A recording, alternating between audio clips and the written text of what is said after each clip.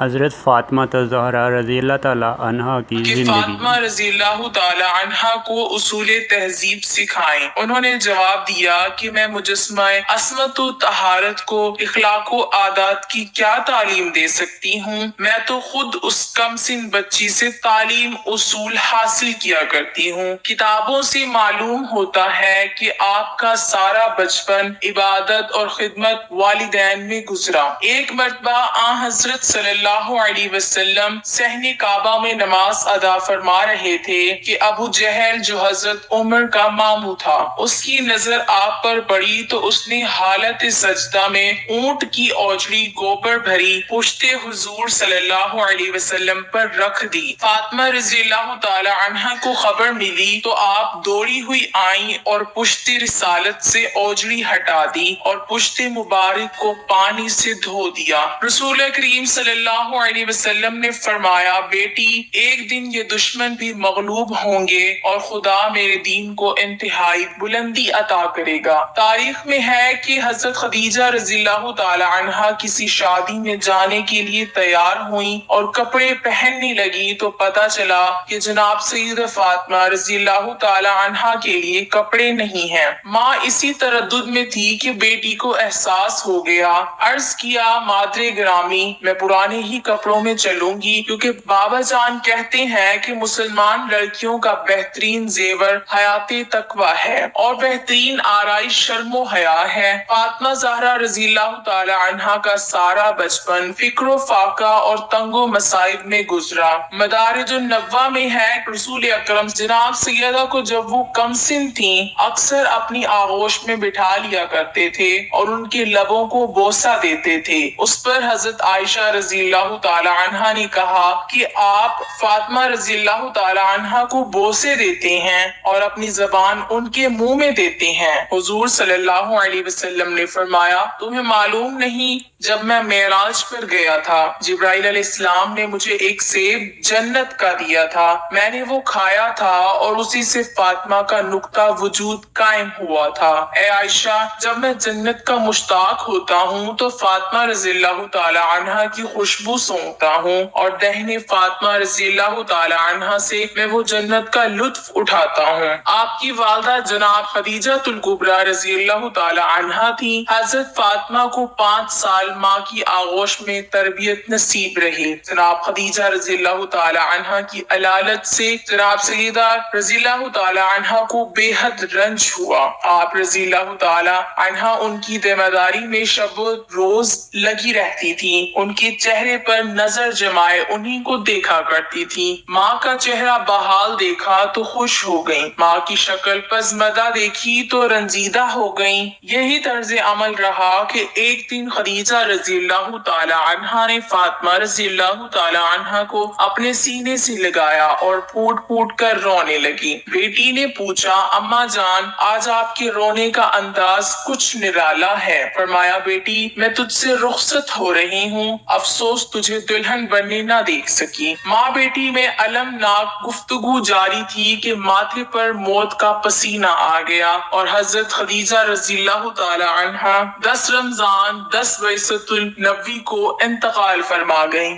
موت کے وقت آپ کی عمر 65 سال کی تھی۔ آپ کو ہجوم میں دفن کیا گیا۔ خدیجہ رضی اللہ تعالی عنہا کے انتقال سے فاطمہ الزہرا رضی اللہ تعالی عنہا کو انتہائی رنج پہنچا اور آپ سے زیادہ سرور کائنات کو صدمہ ہوا۔ اسی وجہ سے آپ نے اس سال کو عام الحزن کہا ہے۔ صحیح بخاری میں ہے کہ آن حضرت صلی اللہ علیہ وسلم جناب خدیجہ رضی اللہ تعالی عنہا کی یاد میں گوسفند ذبح کر کے ان کی سہیلیوں کے پاس بھیجا کرتے تھے۔ ایک مرتبہ حضرت عائشہ رضی اللہ تعالی عنہا نے کہا، اس بوڑھی عورت جس کے منہ میں دانت بھی نہ تھے کب تک یاد کرتے رہو گے؟ یہ سن کر آن حضرت صلی اللہ علیہ وسلم غضبناک ہوئے اور فرمایا کہ اس سے بہتر مجھے کوئی عورت نصیب نہیں ہوئی۔ وہ اس وقت ایمان لائیں جبکہ سب کافر تھے اور اس وقت میری تصدیق کی جب سب جھٹلاتے رہے اور اس وقت میرے لیے مال صرف کیا جب لوگ مجھے محروم رکھنا چاہتے تھے۔ حضرت علی رضی اللہ تعالی عنہ نے شادی کی درخواست کی تو آپ صلی اللہ علیہ وسلم نے فاطمہ رضی اللہ تعالی عنہا کی مرضی دریافت فرمائی، وہ چپ رہی۔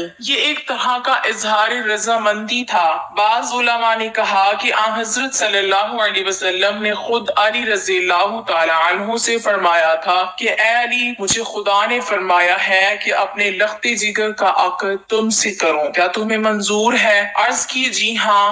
اس کے بعد شادی ہو گئی۔ علامہ مجلسی لکھتے ہیں کہ پیغام محمود نامی ایک فرشتہ لے کر آیا تھا، یعنی علماء نے جبرائیل علیہ السلام کا حوالہ دیا ہے۔ غرض کہ حضرت علی رضی اللہ تعالی عنہ نے 500 درہم میں اپنی زرہ عثمان غنی رضی اللہ تعالی عنہ کے ہاتھوں فروخت کی اور اسی کو مہر قرار دے کر بتاریخ 1 ذی الحج 2 ہجری حضرت فاطمہ رضی اللہ تعالی عنہا کے ساتھ عقد کیا۔ مذکورہ رقم آج کل کے لحاظ سے 107 روپے ہوتی ہے، جو ہمارے نزدیک شرعی مہر ہے۔ نکاح کے تھوڑے عرصے بعد 24 ذی الحج کو حضرت سیدہ رضی اللہ تعالی عنہا کی رخصتی ہوئی۔ کھانے پینے کے بعد جلوس روانہ ہوا۔ اشہب نامی ناکہ پر حضرت فاطمہ رضی اللہ تعالی عنہا سوار تھیں۔ سلمان ساربان تھے۔ ازواج رسول ناکہ کی آگے آگے تھیں۔ بنی ہاشم ننگی تلواریں لیے جلوس میں تھے۔ مسجد کا طواف کرایا اور علی رضی اللہ تعالی عنہ کے گھر فاطمہ رضی اللہ تعالی عنہا کو اتار دیا۔ اس کے بعد آن حضرت صلی اللہ علیہ وسلم نے فاطمہ رضی اللہ تعالی عنہا سے ایک برتن میں پانی منگوایا،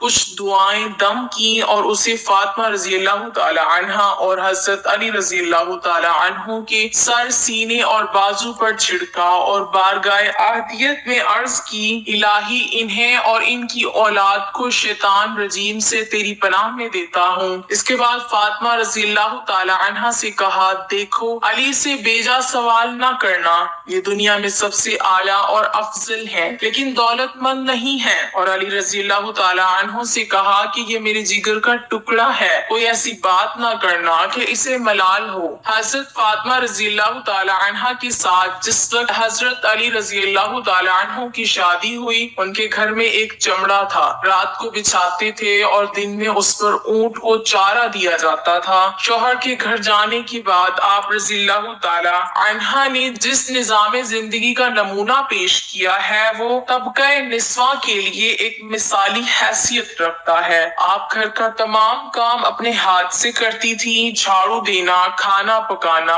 چرخہ کاٹنا، چکی پیسنا اور بچوں کی تربیت کرنا، سب کام اور اکیلی سیدہ عالم رضی اللہ تعالی عنہا۔ لیکن نہ کبھی تیوری پر بل آئے اور نہ کبھی شوہر سے اپنے لیے مددگار یا خادمہ کی فرمائش کی۔ پھر جب 7 ہجری میں پیغمبر خدا نے ایک خادمہ عطا کی جو فضہ کے نام سے مشہور ہے، تو رسول اللہ صلی اللہ علیہ وسلم کی ہدایت کے مطابق سیدہ عالم رضی اللہ تعالی عنہا فضہ کے ساتھ کنیز کاسا نہیں بلکہ ایک عزیز رفیق کار جیسا برتاؤ کرتی تھی، اور ایک دن گھر کا کام خود کرتی تھی اور ایک دن فضہ سے کام لیتی تھی، اور اس طرح خادمہ کو خادمہ نہ ہونے کا تصور پیدا نہ ہونے دیتی تھی۔ دراصل یہ مساوات محمدی کی اعلیٰ مثال ہے۔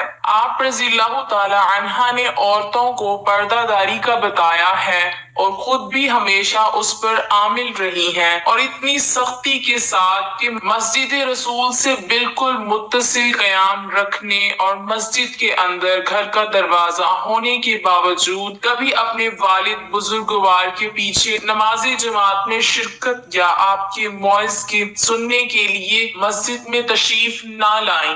ایک مرتبہ پیغمبر صلی اللہ علیہ وسلم نے منبر پر یہ سوال پیش فرما دیا کہ عورت کے لیے سب سے بہتر چیز کیا ہے؟ یہ بات سیدہ تک پہنچی۔ آپ نے جواب دیا کہ عورت کے لیے سب سے بہتر یہ بات ہے کہ نہ اس کی نظر کسی غیر مرد پر پڑے اور نہ کسی غیر مرد کی نظر اس پر پڑے۔ رسول اللہ صلی اللہ علیہ وسلم کے سامنے یہ جواب پیش ہوا تو آپ نے فرمایا، کیوں نہ ہو، فاطمہ رضی اللہ تعالی عنہا میرا ہی ایک جزو ہے۔ دنیا اسلام کے قدیم حکیم مورخ ابن قتیبہ کا بیان ہے کہ حضرت فاطمہ رضی اللہ تعالی عنہا حضرت سرور کائنات صلی اللہ علیہ وسلم کی وفات کے بعد صرف 75 دن زندہ رہ کر انتقال فرما گئیں۔ علامہ بہائی کی روایت کے مطابق 100 دن بعد انتقال ہوا ہے۔ آپ کی تاریخ وفات یوم یکشنبہ 3 جمادی الثانی 11 ہجری ہے۔ آپ کے واقع وفات کے متعلق حضرت ابن عباس صحابی رسول کا بیان ہے کہ جب فاطمہ الزہرا رضی اللہ تعالی عنہا کا وقت قریب آیا تو نہ معصومہ کو بخار آیا اور نہ درد سر عارض ہوا، بلکہ آپ رضی اللہ تعالی عنہا نے امام حسن رضی اللہ تعالی عنہ اور امام حسین رضی اللہ تعالی عنہ کے ہاتھ پکڑے اور دونوں کو لے کر قبر رسول پر گئیں اور قبر و منبر کے درمیان 2 رکعت نماز پڑھی، پھر دونوں کو اپنے سینے سے لگایا اور فرمایا، اے میرے بچوں، تم دونوں ایک ساتھ اپنے باپ کے پاس بیٹھو۔ امیر المومنین رضی اللہ تعالی عنہ اس وقت مسجد میں نماز پڑھ رہے تھے، پھر وہاں سے گھر آئی اور حضرت صلی اللہ علیہ وسلم کی چادر اٹھائی، غسل کر کے حضرت کا بچا ہوا کفن یا لباس پہنا۔ بعد ازاں زوجہ حضرت جعفر تیار حضرت اسما کو آواز دی۔ حضرت اسما نے عرض کی، بی بی حاضر ہوتی ہوں۔ جناب فاطمہ رضی اللہ تعالی عنہا نے فرمایا، اسما تم مجھ سے الگ نہ ہونا، میں ایک ساتھ اس میں لیٹنا چاہتی ہوں۔ جب ایک ساتھ گزر جائے اور میں باہر نہ نکلوں تو مجھ کو 3 آوازیں دینا، اگر میں جواب دوں تو اندر چلی آنا، ورنہ سمجھ لینا کہ میں رسول خدا صلی اللہ علیہ وسلم سے ملحق ہو چکی ہوں۔ بعد ازاں رسول خدا صلی اللہ علیہ وسلم کی جگہ پر کھڑی ہوئی اور 2 رکعت نماز پڑھی، پھر لیٹ گئی اور اپنا منہ چادر سے ڈھانپ لیا۔ بعض علماء کا کہنا ہے کہ سیدہ نے سجدے ہی میں وفات پائی۔ الغرض جب ایک ساتھ گزری تو اسما نے جناب سیدہ کو آواز دی، اے حسن و حسین کی والدہ، اے رسول خدا صلی اللہ علیہ وسلم کی دختر، مگر کچھ جواب نہ ملا۔ تب اسما اس حجرہ میں داخل ہوئیں، کیا دیکھتی ہیں کہ وہ معصومہ رحلت کر چکی ہیں۔ اسما نے اپنا گریبان پھاڑ لیا اور گھر سے باہر نکل پڑی۔ حسن و حسین رضی اللہ تعالی عنہم آ پہنچے، پوچھا، اما اسما ہماری اما کہاں ہے؟ عرض کی حجرے میں ہے۔ شہزادے حجرے میں پہنچے تو دیکھا کہ مادر گرامی انتقال فرما چکی ہیں۔ شہزادے روتے پیٹتے مسجد میں پہنچے، حضرت علی رضی اللہ تعالی عنہ کو خبر دی۔ آپ رضی اللہ تعالی عنہ صدمے سے بے حال ہو گئے، پھر وہاں سے بے حال پریشان گھر پہنچے، دیکھا کہ اسما سرہانے بیٹھے رو رہی ہیں۔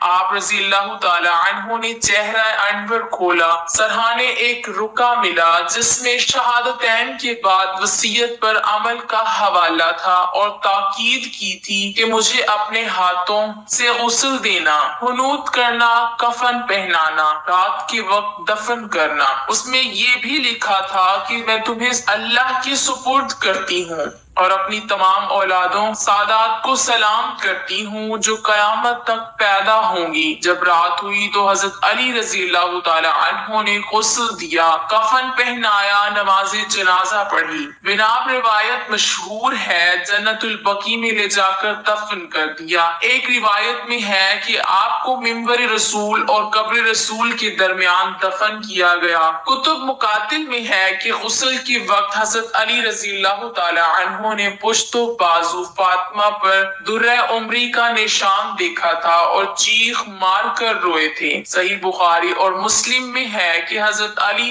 رضی اللہ تعالی عنہ نے فاطمہ رضی اللہ تعالی عنہ کو رات کے وقت دفن کیا۔ غسل و کفن کے بعد حضرت علی رضی اللہ تعالی عنہ اپنی اولاد اور اپنے عزیزوں سمیت جنازہ لے کر روانہ ہوئے۔ بہار الانوار کتاب الفتن میں ہے کہ راستہ دیکھنے کے لیے ایک شمع ساتھ تھی اور حضرت زینب رضی اللہ تعالی عنہا جو کافی کم سن تھی سیاہ لباس میں لپٹی ہوئی اس سائے میں چل رہی تھی جو شمع کی وجہ سے زمین پر پڑ رہا تھا۔ مدت القرابہ میں ہے کہ حضرت علی رضی اللہ تعالی عنہ جب جنت البقیع میں پہنچے تو ایک سمت سے آواز آئی اور خود ہی خدائی قبر نمایاں ہو گئی۔ حضرت علی رضی اللہ تعالی عنہ نے اسی قبر میں حضرت فاطمہ رضی اللہ تعالی عنہا کو دفن کیا اور اس طرح زمین برابر کر دی کہ نشان قبر معلوم نہ ہو سکے۔ جب جناب سیدہ کی لاش قبر میں اتاری گئی تو رسول خدا صلی اللہ علیہ وسلم کے ہاتھوں کی مانند 2 ہاتھ برآمد ہوئے اور انہوں نے جسم اطہر سیدہ کو سنبھال لیا۔ دلائل امامہ میں ہے کہ چونکہ فاطمہ رضی اللہ تعالی عنہا کے ساتھ بے ادبی کا اندیشہ تھا اس لیے 40 قبریں بنائی گئیں۔ مناقب ابن شہر آشوب میں ہے کہ 40 قبریں اس لیے بنائی تھیں کہ صحیح قبر معلوم نہ ہو سکے اور فاطمہ رضی اللہ تعالی عنہا کو ستانے والا کوئی بھی قبر پر موجود نہ ہو ورنہ سیدہ کو اذیت ہوگی۔ اس کے باوجود لوگوں نے قبر کھود کر نماز جنازہ پڑھنے کی صحیح کی جس کے رد عمل میں حضرت علی رضی اللہ تعالی عنہ ننگی تلوار لے کر زرد لباس پہنے ہوئے قبر پر جا بیٹھے۔ اس وقت آپ کے منہ سے کف جاری تھا۔ یہ دیکھ کر لوگوں کی ہمتیں پس ہو گئیں اور آگے نہ بڑھ سکے۔ وفات کے